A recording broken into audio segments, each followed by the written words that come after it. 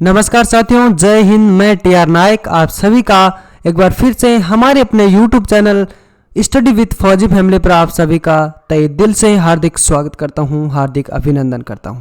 तो साथियों, आज का हमारा टॉपिक रहेगा जनरल अवेयरनेस में इंडियन पॉलिटी का वीडियो पार्ट नंबर 4 संवैधानिक विकास।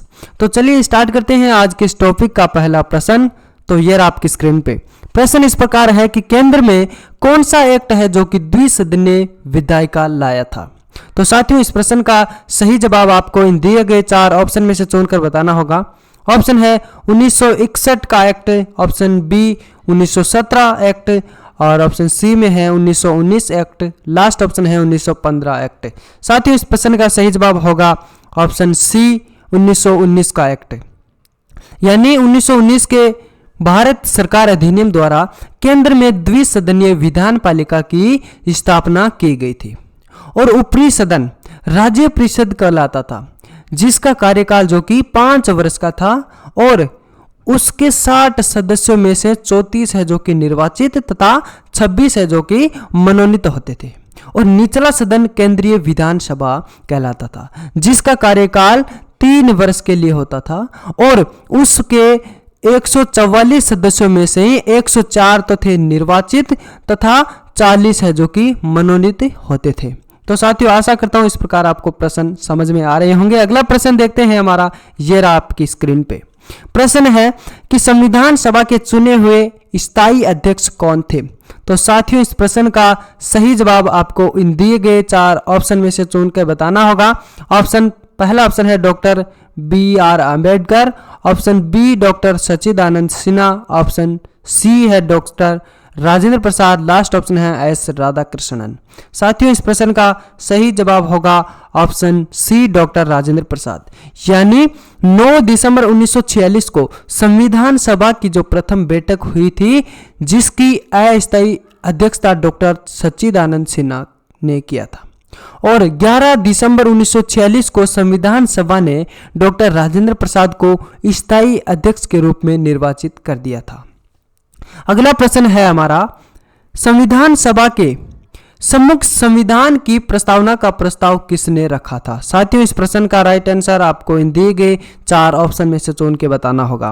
पहला ऑप्शन है Jawaharlal Nehru, option B Baba Saheb doctor Bhimrao Ambedkar, option C BN Rao और डी ऑप्शन में है महात्मा गांधी। तो साथियों, इस प्रश्न का सही जवाब होगा ऑप्शन ए जवाहरलाल नेहरू। यानी संविधान सभा में 13 दिसंबर 1946 को जवाहरलाल नेहरू ने उद्देश्य प्रस्ताव प्रस्तुत किया था, जिसे 22 जनवरी 1947 को पारित किया गया और यही उद्देश्य प्रस्तावना का प्रारूप बन गया था। अगला प्रश्न जो कि हमारा यह है, भारतीय संविधान को बनाने हेतु भारतीय संविधान सभा के कुल कितने अधिवेशन हुए थे। तो साथियों, इस प्रश्न का राइट आंसर आपको इन दिए गए 4 ऑप्शन में से चुन के बताना होगा कि इस प्रश्न का सही जवाब क्या होगा कि भारतीय संविधान को बनाने हेतु भारतीय संविधान सभा के कुल जो कि कितने अधिवेशन हुए थे। ऑप्शन है 7, 9 या फिर 12 या 15। तो साथियों, इस प्रश्न का सही जवाब होगा ऑप्शन सी 12 अधिवेशन। यानी भारतीय संविधान के निर्माण में संविधान सभा को 2 वर्ष 11 माह और 18 दिन का समय लगा। कुल 11 अधिवेशन, कुल अवधि 165 दिन हुए और संविधान सभा के सदस्यों द्वारा भारतीय संविधान पर हस्ताक्षर करने के लिए 12वां अधिवेशन 24 जनवरी 1950 को हुई थी। तो अगला प्रश्न है हमारा, भारतीय संविधान का प्रथम प्रारूप तैयार किया गया था। तो साथियों, बताइए इस प्रश्न का राइट आंसर क्या होगा। ऑप्शन ए BR अम्बेडकर द्वारा तैयार किया गया था, या फिर ऑप्शन बी में है BN राव द्वारा, ऑप्शन सी में है K संथानम द्वारा, या फिर KM मुंशी द्वारा। तो साथियों, इस प्रश्न का राइट आंसर होगा ऑप्शन बी BN राव द्वारा। यानी संविधान सभा के संवैधानिक सलाहकार BN राव द्वारा संविधान का पहला प्रारूप तैयार किया गया था और प्रारूप समिति ने BN राव द्वारा प्रस्तुत जो प्रारूप था उस पर विचार करके इसमें कुछ परिवर्तन करके संविधान सभा के समक्ष पेश कर दिया था। और BN राव के मूल प्रारूप में 243 अनुच्छेद और 13 अनुसूचियां थी। तो अगला हमारा प्रश्न देखते हैं, भारतीय संविधान की प्रारूपण समिति के अध्यक्ष कौन थे। साथियों, इस प्रश्न का राइट आंसर आपको इन दिए गए 4 ऑप्शन में से चुन के बताना होगा कि भारतीय संविधान की प्रारूपण समिति के अध्यक्ष कौन थे। ऑप्शन है doctor Baba Saheb Bhimrao Ambedkar, option B Pandit Jawaharlal Nehru और सी में है doctor Rajendra Prasad, last option है जेबी कृपलानी। तो साथियों, इस प्रश्न का राइट आंसर होगा option A doctor Baba Saheb Bhimrao Ambedkar. यानी भारतीय संविधान की प्रारूपण समिति के अध्यक्ष कौन थे साथियों, डॉक्टर बाबा साहेब भीमराव अंबेडकर यानी डॉक्टर BR अंबेडकर। अगला हमारा प्रश्न है, भारत के संविधान में सम्मिलित समवर्ती सूची किस देश की देन है। तो साथियों बताइए इस प्रश्न का राइट आंसर क्या होगा।